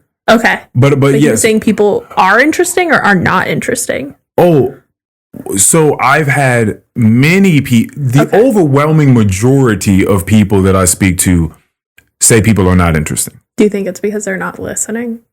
That's a huge part, yes. Okay. Oh yeah, for sure. Okay. Yeah. And again, it starts with just, you wouldn't go to any site as an archaeologist and dig if you didn't at least think that there would be something to dig up. Yeah. Yeah. Shit sucks. You know what I'm saying? It's no fun digging in dirt and you just got dirt on your fingernails you just got dirt didn't here. find anything cool. You know? So most people are just walking around and like they're looking at people like, what true value? Like, it's a value issue. Mm-hmm. Like, what true value is there in us sitting down and talking to one another? Like, what comes from that truly? Like, what are you going to do for me here? You know what I'm saying? Like, that's such a selfish way to put it, yeah, but it gets to the point. But it gets to that point. Like, what am I getting out of this? We are in the age of instant gratification. Mm-hmm. So people are gratified by looking at that little cute kitten. You know, looking at that. What was the thing called? The capybara. The capybara. Yeah, people. You know, it's like, I love looking at that video. Like, and you know. But if you go out and you see some people talking, most of the talking that you see doesn't hold much value because people are just fucking saying a bunch of words. So you don't see much value in that. So you don't know that there's a level of conversation that would truly enrich your being. And you'd walk away like, oh my gosh, like, it's so fun talking to them. I didn't even know that I didn't know that was an option. Mm-hmm. I didn't know you could talk to someone and walk away feeling like a lighter and like, you know, invigorated and thoughtful. I didn't know that you could walk away from a conversation like that because most people aren't having those fucking conversations. Mm-hmm. So, you know, I get it. It makes all the sense in the world that you would devalue conversation with people. Yeah. You know, again, with the whole guy thing, it rings off weird to me to, it rings off weird to me to ask a guy to hang, like, yo, let's go get coffee, dude. Like, let's go. Mm-hmm. Hey, bro, let's go sit down. And by the way, without alcohol involved. Mm-hmm. Like, yo, let's go sit down and talk. Let's go watch a movie. Like, let's go to the theater. Like, even that is doing something else. Even that's doing something else because at least you have something else to focus on. Like, you can watch the screen. Yeah. But it's like, nah, dude, come look at me. Let's sit down, come look at me and let's talk. It's like, oh, hey, what are you talking about? What do you mean? You want to go get a beer? Like, we can, because then that'll at least give some social lubrication and, you know, you can calm those nerves of just sitting and looking at another dude. Because that's how it is. So that's just a callback on that topic we talked about a while ago, like why it can be weird for dudes. Like, you want to just you just want to sit and just talk to me? Like, you don't want to do something? Do you think it's like conversations not doing something? Yeah. They say that women are more empathetic than men. Do you think that's a big part of it? Yeah. Because you have to be empathetic towards someone's like concepts and ideas. I think that's why more women. I mean, there's been counters to this saying that it's been socially baked into the infrastructure. But I think that there's a large part, naturally speaking, which is why women are more so therapists and psychologists and nurses and just work with special needs children, and like, women are more caring, generally speaking. Mm-hmm. Generally speaking, women are much more caring, softer hearted humans. You know, just think of the overall arc of, you know, mommy and daddy. Usually speaking, mommy's a bit softer, but then it's like, wait till your dad comes home and I tell him what the fuck you did today. Usually that's the conversation, right? Because you don't want to play with dad because dad's going to come home and it's going to be a completely different situation. Did you have that experience? Fuck yeah. Okay. Oh, I love him. Yeah. I love him. But yeah, he's a hard ass. He was much more than, I mean, I guess he is now. I'm just adult. But yeah, for sure. Yeah, it was not fun. I wanted to do things I wanted to do. I never understood why I couldn't do those things. I never got like good reasoning as to why I couldn't do those things. And it was tough. It was just tough. I would just hear those fucking keys jingling, just coming in, and I'd be like, oh shit, let me get out of here. Yeah, like, let me just get that. And yeah, just because for the most part, he was high strung, he was working a lot, trying to provide. And he wasn't the most emotionally available and intelligent person at the time. You know? He just did the best he fucking could, I guess. So yeah. but I would go to my stepmom and I talked to her about all sorts of shit that I was feeling and stuff like that. I used to love going and sitting next to her bed and talking to her about stuff. That's sweet. Yeah, man. But that's just generally how it goes. Guys just, you just don't explore those things. Yeah. Nobody's teaching for the most part. Now things are changing now, I think a little bit. But for the most part, especially the older generations, like no one was trying to teach these guys like feel your feelings, like experience your feelings, process your feelings. Let's talk about your feelings. Use the words I feel and then continue on. So I have to shift here. I have to shift this conversation a little bit. So my dad, right? He had kids before he had me with someone else. Got together with my mom. My mom had 2 children before as well. And he tried to step in as the stepdad, right? Their marriage went to shit. They were never supposed to get married. It was a bad idea, right? So he's trying to be this hard ass, 15-year-old girls, no boys, blah, blah, blah, blah, blah. They get divorced, my parents. And my dad, in the divorce, it was ordered that both of them would have to go to parent counseling, right? Go to this psychologist, learn how to be a parent, right? My dad took that shit to heart, right? He did more than he needed to. He went above and beyond. He used to take me, we would go, and they gave them these little cards, all the parents, that were the I feel statements. I feel, insert emotion, when you do this, because, insert, what I want is, insert. And we, I remember being 6 years old, very young, not understanding what's going on. I was very angry as a little child because I didn't understand why mom and dad, what was happening, right? Yeah. And whenever we would have tiffs or discussions, or I wouldn't want to do my chores, or he would make me angry, or I would make him angry, we would sit down and he would literally pull this card out of his wallet and be like, okay, here you go. Let's talk. Okay. It was the best thing. Okay. So I love that I feel. Very nice. Very nice. 10 out of 10. So they got divorced, and this wasn't to try to fix this wasn't to try to come back and reinforce the marriage. This was simply just to be a better parent. Yeah. Wow. And who ordered that? The court. Wow. Maybe it was prior to the divorce. I just know that after they got divorced, my dad kept going. Okay, Dad. Yeah. Okay. Emotional intelligence. Woo. Okay, yeah. Dad. He was great. That's awesome, man. He found some value in that. That's interesting. Oh, I love to speak to him. I wonder. He's the most empathetic man I know. And I know he wasn't always that way. Yeah, there was a time, you gotta come from that place. Because if you don't, it just...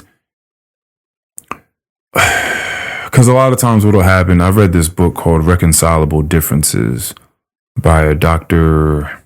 Shauna Markova, and then there was another woman as well that wrote that. But it was a fascinating book. But it was pretty much how we all fall in these 4 different categories of expressing oneself. And one is innovative, another is relational, there's logical or analytical is called, and then procedural.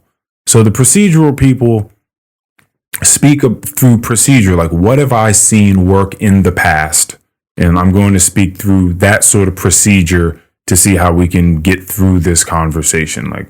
But that's kind of limiting because it's just a procedure that you've downloaded, and it's not any other procedures. It's just like, well, this is what I know from the past. We're gonna just go down number 1, 2, 3, 4, and 5. We're gonna do this, right? And by the way, all of these are limiting, which is why you're supposed to try to learn from all of them. You have relational, and those are more the empaths. Like I would like to speak about my feelings. I would like you to speak about your feelings. You have the innovative people that are just trying to find new ways of conquering the situation. And then you have the analytical people that are just going to try to like logic you to death about what's happening right now. Most men. And so it's worth looking at these different quadrants and trying to figure out what you do have and what you don't have. And even more than that, understanding who the person is that you're speaking to and how they relate to people and how they express. And I've been pretty analytical about things and try to break things down in logic and like, logical terms when having disagreements with Von Marie. And she's very relational. And I've had to learn that. And then I've had to take on some of those relational, qualities and a lot of those methods. And it's helped a ton. And I feel like I was an idiot before, because I'm like, how was I not even like, how did I not have this software? Like, how did what was I working on before? How did I ever expect for things to go right speaking the way that I was before? That doesn't make any sense at all. So just the other day, what the fuck? Okay. So I think about time. I think about efficiency. And so I know that between whatever time it was and the time I had to go to work, it was a finite amount of time. And there were a few things that we wanted to do in that time. And so she's kind of like gingerly doing things, and I start to get impatient. And I'm like, Von Marie, come on.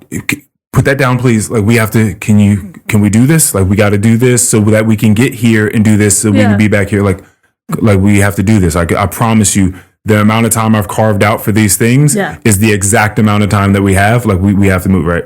Now, she understands that logically speaking, I am correct. Like, she was like, well, yeah, okay, that makes sense. So she started to do those things in accordance to that. But then I came in here to finish something up I was doing on my laptop. And in my mind, I was like, well, that was snappy of you to say it the way that you did. Like, you're right, logically speaking, but like that was a little, like, it was a little impatient of you to kind of snap at her the way you did. You should go and apologize for saying what you said the way that you said it. And so I went to her and I was like, hey, I apologize for snapping you the way that I did. I got impatient because I feel like we're working on like borrowed time at this point. And I wish that we had a little bit more time together. Fantastic. She started crying immediately. Oh, that's really cute. She said, "Oh my God, you're so nice to me." Right? And it's like, well, I'm glad that I came back and I said this to you, but ultimately, like, that is what happened. So logically, this is what happened, but this is how I felt, which is why this happened. And ultimately, I just wish we had a little bit more time here, but this is what it was. And unless you can start to communicate that way, and clearly what it takes is to remove your ego for a second so that you can apologize for someone for the wrong that you did, even though technically speaking, and I think that this is a huge issue in a lot of our minds, is technically we'll know that we're right about something. So we'll feel like, well, there's nothing to apologize for because I'm right. Fuck you. I'm right. Like, you're wrong. Like, sorry. Yeah. Like, you know what I'm saying? It's like, but ultimately, I also know that my delivery was not on cue with the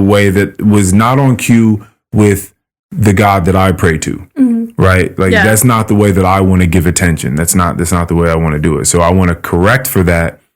And in doing so, not only does that help with my analytical way of looking at karma, which is that karma works on you immediately. It's not like something that has to do with the stars. It's more like your practices. So if you practice the right thing, not only did you do the right thing, which is good because you did the right thing, so you get whatever ramifications come with doing the right thing in that moment, but doing the right thing also reinforces you continuing to do the right thing the next time. Like it gives you a little bit more susceptibility and proclivity to do the right thing the next time as well. So I know, boom, I did the right thing. I said the right thing. Yeah. We all feel good here. So this way, next time, if something comes up like that, I'll know, oh, I got to do the right thing again. Like I gotta go and I got to apologize. It's a practice. You don't just eject your energy into the universe and be like, oh, I don't know what's going to happen. Like, exactly. Yeah, it's a conscious decision. So yeah, I think it's extremely important that we figure out how to have those conversations. But you have to believe first at the starting block that there is a value in doing that. And if you don't, then you won't fucking do it. It's just a huge value problem. Huge value problem. Yeah. Thank you so much for stopping in here, Stefania. You're amazing for doing this. Thanks. Because, I say it not all the time, but there's often someone that comes and sits across from me, and we've never had a discussion before, or it's been extremely minimal, like ours, and I can't express how cool this is. Now, let me ask you, this is a quick, see, I may have already tainted the answer, but I'm going to ask anyway. Okay. If I had texted you and been like, yo, let's go out for coffee, Stefania, what do you think your response would have been? Probably, yeah. Oh, okay. Yeah. Okay. Yeah, I have this interesting thought because I feel like a lot of the times, like I'm able to get people in to do the podcast because it's like a podcast, which is interesting because it is the inverse of the good riddance of anxiety. Like for a lot of people, it's like there's a microphone here now and a laptop and there's a light and I'm in this house and right. You would think that would ramp up people's anxiety, but for some reason, I think that I would have a higher success rate of getting people to come to the podcast. And I've had so many conversations with people that I otherwise would not have had conversations with, because the hypothetical thought of, hey, just go hang, like a friend, sometimes like somebody will come do it and then they'll tell a friend like, hey, I just did this podcast. Like you should go and talk to this guy, like have this conversation. And they're like, oh yeah, sure. I'll definitely go do this guy's podcast. But I also think about that conversation minus the podcast. And it's like, hey, I know this guy. I love having a conversation with him. Go meet him at a coffee shop. I think in my perspective, it's your intent. Like we've been talking about, that means that you're going to actually like listen and you're there to have an actual conversation. Whereas getting coffee can be, okay, cool, let's go get a coffee. We're going to like chat for 15 minutes. Yeah. Whereas like the podcast is we're having a conversation here. Yeah. Like I actually am investing time and energy into you as a person, which is very respectful and respectable. I do agree with that. That is a huge part, because it means something every time someone does. It's an interesting and very new, relatively speaking, amongst the arts platform, right, or art form. So it does say something that someone says yes, because it means, oh, like, okay, I've sent you clips now. I've talked to you about what it is a little bit. Maybe you've done your own research. Generally speaking, you know what a podcast is. So that means you're making the conscious decision to come and sit down and just have a one-on-one conversation with another human being for X amount of time. Yeah. Like even just that decision alone means you're here for this, which is awesome. And I think that that's extremely necessary in the just, I guess, in the whole process of trying to even have this level of conversation that I speak of. It's sort of like therapy or rehabilitation, either one of those things. Like if you try to just like force someone to stop doing crack and just throw them in rehab, It's like, like I really wish I could just go do crack right now. Like I really wish I didn't just get hauled off by the police and thrown in here. Mm-hmm. As soon as I get out of here, I'm gonna get the biggest rock of crack and smoke this shit out of that thing, right? Or whatever your thing happens to be that you're trying to rehabilitate from, as opposed to the person that wants to go. They're like, I am fucking my life up. Like my wife is leaving me. She's taking my kids away from me. I lost my job. Okay, things are getting out of hand. Like I thought I was just going to be able to be an occasional crack smoker. Mm-hmm. Seems like that's not going my way. I need to go to rehab. Mm-hmm. I think the success rate, and I believe that there are studies, no, there's definitely studies on this, but the success rate between these two different individuals, mm-hmm. the people that get coerced into any sort of rehabilitation and the people that willingly go because they want to change their life, are vastly different. But those people's lives, once they get out, are vastly different. Because I think it's like the first 2 weeks that you have to worry about once people get out. Like mad people just go straight back, especially if they were coerced to go and try to fix their life. Like if people don't want to do something, you can't just shove an idea down someone's throat. Like you can't try to make people who you want them to be. That whole saying of like, God only helps those who help himself. Like, you know? See? Yeah. Yeah. Can't do anything for you unless you want to change. Have you ever had those issues though of trying to change someone? Fuck yeah. Yeah. Hasn't everyone? I have, for sure. I would think I would think. And maybe some people are just so, and they've just been walking around their whole lives just like, fuck you then. Like as soon as they feel that resistance, it's just like, okay, that's fine, fuck you. I'll just do my own thing. But yeah, for the most part, I think so. If you really care, that's been a point of contention in certain relationships that I've had before. And I've had this conversation with old friends that I'd love to at least pick your brain about it. Is because it's kind of like asking what is a friend or what is a loved one, or at least what responsibilities are bestowed upon a friend or loved one, what is allowed. And maybe these are conversations that need to be had between each individual human. Like, am I allowed to give you advice on something I see you doing, or should I ask you first? Like, is it unsolicited advice off limits, or should I ask you, hey, can I ask you a question, or can I weigh in on X in your life, like your relationship or your job or your overall well-being? Like, can I weigh in on this, or is that going too far?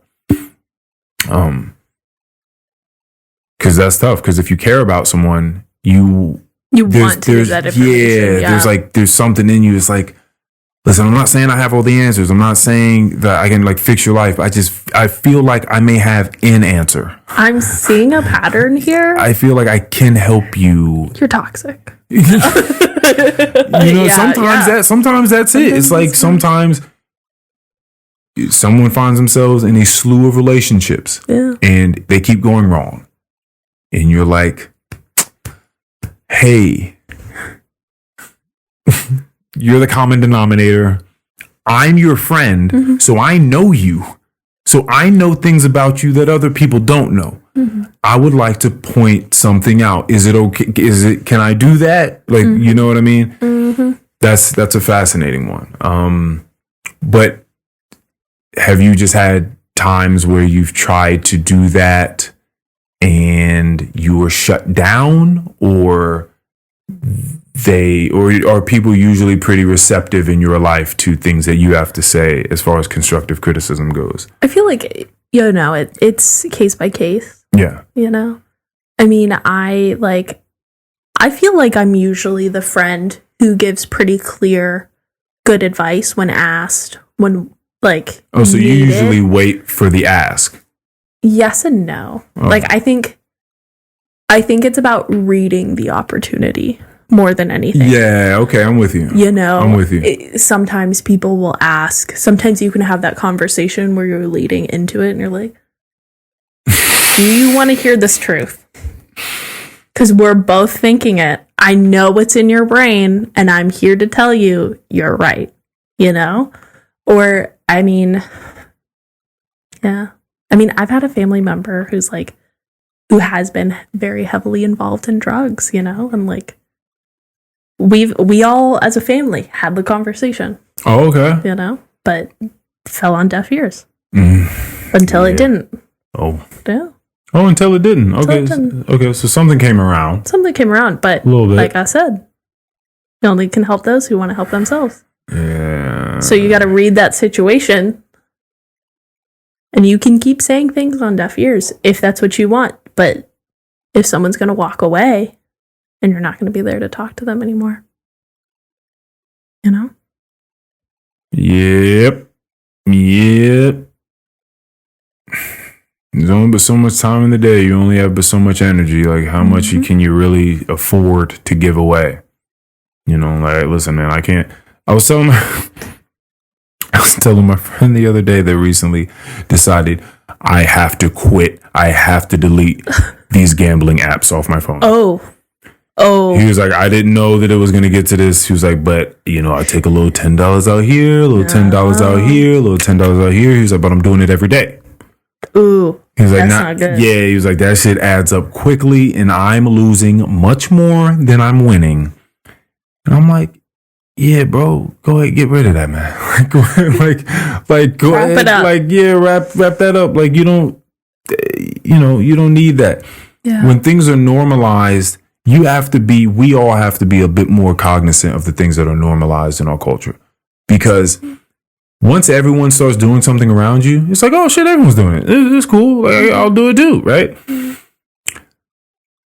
So gambling before it hit your phone, before that, when did DraftKings do that? I want to say it was in the probably during COVID. I want to say it was in the last 3 years that happened.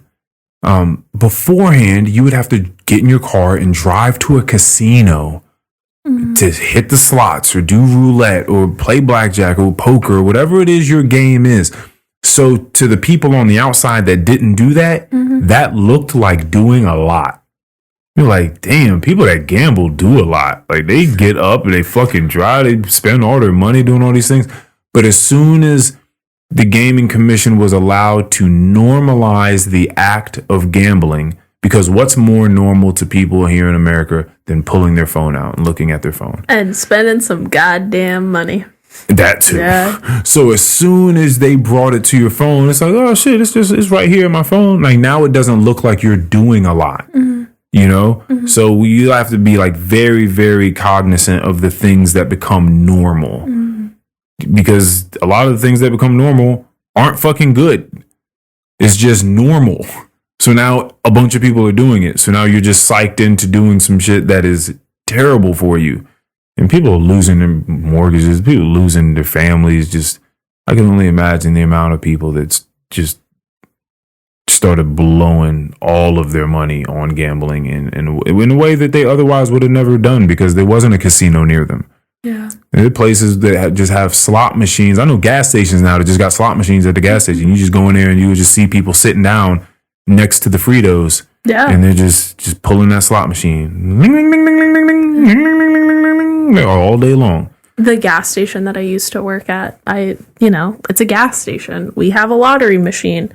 We had people that would come in every single day and spend $100, getting $100 scratcher, doing that every single day. And then if they would win by chance, it's going right back in the machine. Yeah. Of course. I don't know if it's all of it, but yeah, these people were like crazy. I have a soft spot for humans. A lot of it's conditioning. A lot of it is just like, it's not made easy. Like, life is not made easy for people. No. But that's part of the fun. What's life without a challenge? Yeah. If you're not challenged, you're bored. Turn it back there. People are definitely bored.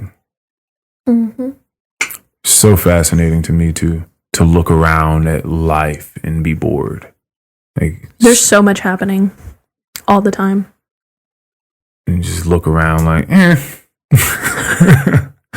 life is okay, I guess. Like, I mean, I got TikTok, cat videos. That's more of an overstimulation issue for me. Yeah. Alrighty. All right. Well, thank you so much for doing this. Let's let me get some dinner. Let's see what this little lady is out here doing. And let's get you a lip balm. Thank you. Yeah, I'm absolutely. So thank you so much for being here today, Stefania. You're amazing. I appreciate it. Absolutely. Peace, everybody. Thank you for listening. Bye. Later.